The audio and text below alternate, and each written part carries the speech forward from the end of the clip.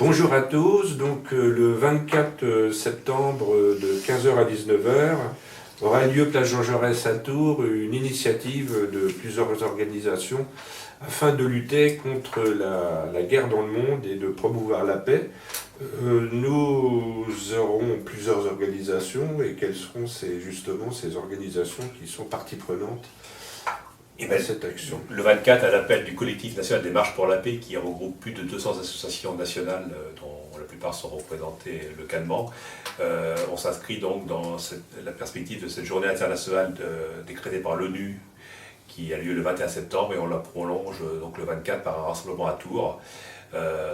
L'idée, c'est d'oser la paix, de gagner la paix, et surtout d'engager le dialogue avec la population sur ces questions-là, pour rompre un peu ce monologue qu'on entend à longueur de temps dans les médias que la guerre serait inéluctable.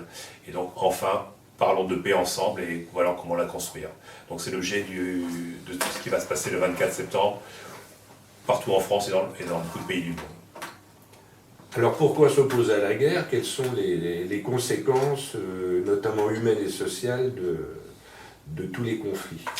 La guerre, quand il y a guerre et conflit, parce qu'il y a beaucoup de conflits qui ne sont pas déclarés en termes de guerre, et c'est quand même presque sur l'ensemble de la planète, sur tous les continents.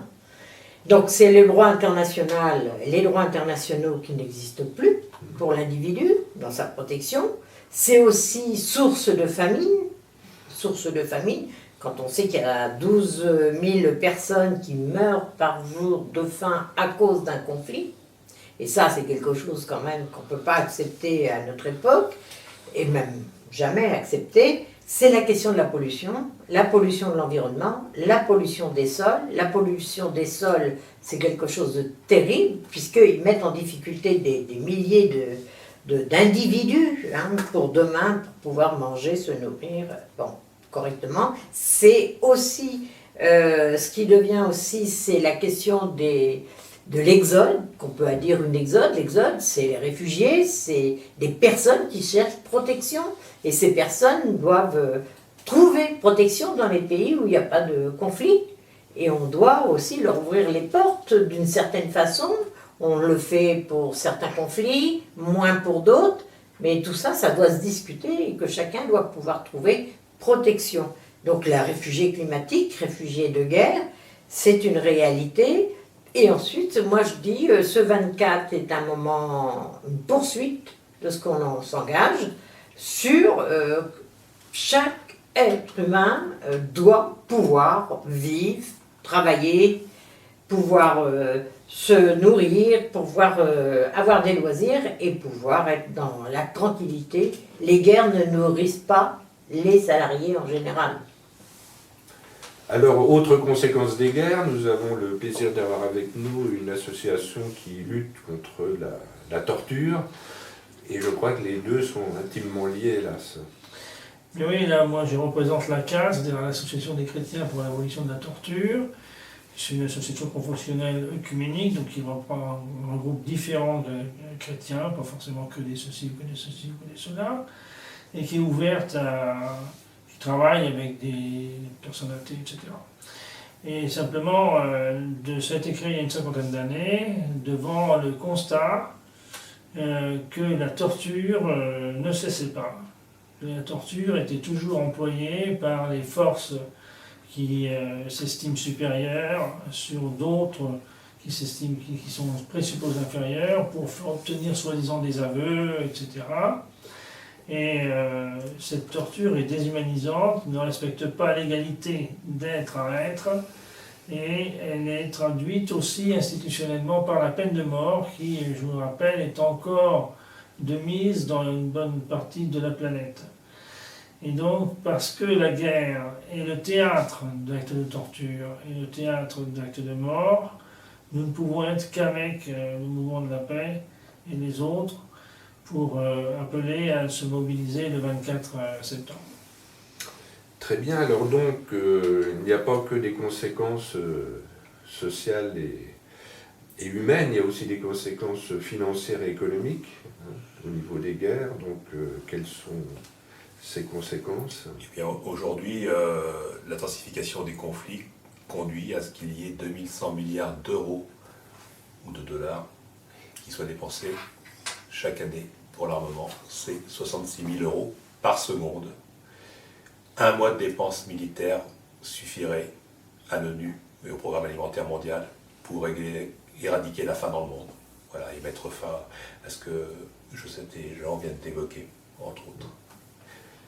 Alors nous avons également le plaisir d'avoir la CGT à nos côtés, et quelles sont les raisons pour lesquelles la CGT s'intègre pleinement dans cette action? Bien, tout simplement, la CGT elle est active dans cette action aussi, tout simplement parce que c'est dans les valeurs fondatrices de la CGT, les notions de paix sont des valeurs extrêmement importantes pour la CGT. Elles font partie vraiment de la constitution du début de notre mouvement qui est la CGT, de notre organisation syndicale. Et en fait, il y a une chose qui est très simple, c'est qu'à chaque fois, dans les populations, ce sont toujours les mêmes victimes qui sont victimes de la guerre. Hein. C'est pas le monde patronal qui subit les guerres, c'est plutôt eux qui tirent les marrons du feu, si j'ose dire, et à qui profite le crime, j'ai envie de dire. Donc c'est pour ça que dans nos valeurs qui sont la défense des travailleurs, que nous intégrons pleinement dans cette action. Alors il y a des conséquences donc humaines et sociales, on vient de le dire, et il y a surtout des perspectives de lutte, hein, parce que on ne s'arrête pas au 24. Non, hein. Donc quelles sont justement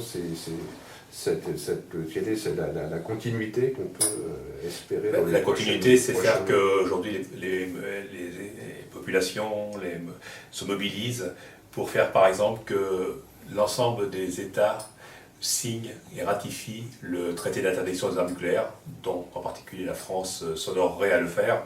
Elle enverrait un signe fort au monde.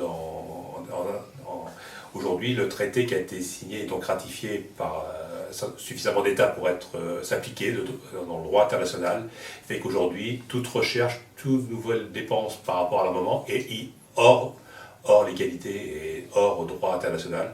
Donc là aussi, montrons ça. Et aujourd'hui, les populations s'engagent dans l'ensemble des pays qui ne sont pas signataires à aussi faire que les gouvernements puissent le faire. Et donc, au-delà de ça, il est important de montrer qu'en effet, le 24, c'est qu'une étape et que l'important, c'est d'oser la paix, de la gagner, de montrer autre chose, qu'on peut faire vraiment vivre les êtres humains en harmonie. Et c'est pas quelque chose qui est utopique, irréaliste.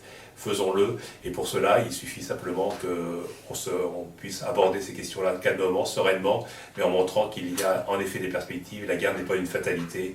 Opposer les êtres humains entre eux n'est pas une fatalité. Et pour cela, il est important d'agir. Et dans ce cadre-là, le mouvement de la paix s'honorera aussi à Tours, puisqu'on est en Touraine, d'accueillir en novembre le Congrès national du monde de la paix, où il y aura des invités, de nombreux invités internationaux, qui montreront qu'en effet on peut être dans des pays agresseurs comme la Russie, on peut être dans des pays agressés comme l'Ukraine, et on peut aussi se parler entre pacifistes, parce que de chaque côté on est victime d'une même logique de guerre. Et ça, c'est la fin de la planète, c'est la fin de l'être humain.